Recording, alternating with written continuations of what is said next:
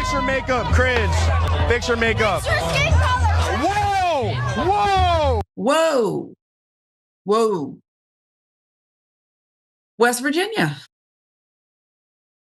Got a great shot of her, don't we? Good shot.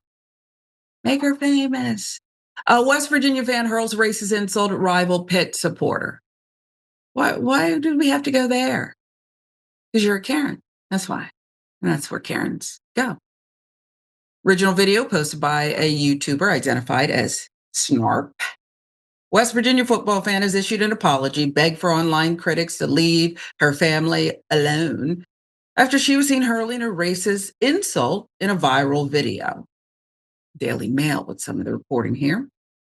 Filmed before the annual Backyard Brawl game between West Virginia and Pittsburgh, September 13th. The video shows a man dressed as Panthers fan antagonizing the rival Mountaineer supporters in Morgantown. Isn't that what they do at these football games? You know, this little tailgate and sausages. They're just making sausages and they're just riled up. They paint their faces. There's a lot of beer and things. I'm not into that stuff. I want to be in the suite. Food's not that great there either. But if I'm going to do it, let's do it. I don't want to be out in the elements with people who are inebriated. Ultimately, the man told a passerby to, quote, fix your makeup. Not nice. But did it need to be met with a stunning response from the woman walking away? She fired back at the man, telling him, fix your skin color. It's just would make me dumber being around this nonsense. Yeah, I don't know how you don't get dumber by the minute. The woman has issued an apology on Instagram where she's been facing significant criticism. Here it is. I'm going public so that this message reaches all audiences. I wanted to start by holding myself accountable for the comment I made in Snarp's YouTube video. Okay. I realize how incredibly hurtful, offensive, and unacceptable those words were, and it's one of the most arrogant comments I've ever made. Regardless of my intentions, it carried racist and undertones. Well, your intention was to be racist. I mean, that's why you said it, but okay. So far, words matter. Mine caused harm, so for that, I am truly sorry. I do want to make it clear, though, that there was never any racist intent behind what I said. Okay. She goes on and on. Here's the thing. Now, the statement started out okay. I instantly began, Senator, thinking, why did she write it? Because her family was getting attacked to end the harm? Probably. But the statement looked like either she thoughtfully wrote it in the beginning or had someone who's more attuned to these things step in and say, write this. But then it appears she inserted stupid stuff like, I didn't have any racist intent.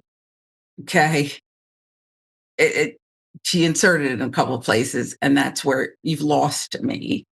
I'm not saying not to forgive her. You would probably advise move on and just, but your thoughts on all of this. Yeah, I agree with you. Sometimes less is more. So she should have just, it was a racist statement. It was a bigoted statement. I've never done this before. I don't know what came over me. I am sorry. And leave it at that. But she felt the need to go on and on. I need people like her to understand, though, one of my mentors on the Cleveland City Council, her name is, you know her, Sharon. She's in the ancestral plane. Councilwoman Fannie M. Lewis. Yes. Say, it doesn't matter whether or not you meant to kill me by accident or on purpose. Dead is dead. That's a mother win. It's not necessarily about a physical death, but you did this, chick. You did it. So here's the thing that I need people who think like her. That was her default setting, Sharon. Think about that. The default setting was to say to a Black person, fix your skin color. Yep. Default setting, the manufacturer's setting. That's it. Or when people say to Black people, go back to Africa. First of all, Africa is a continent. It's not a country. And everybody, for the most part, will be going back somewhere else, with the exception of very few people. Okay? You go back Africa, right? They don't realize it. It's a default setting is why she did it. Default. Just say you're sorry. Then I want to recommend a book.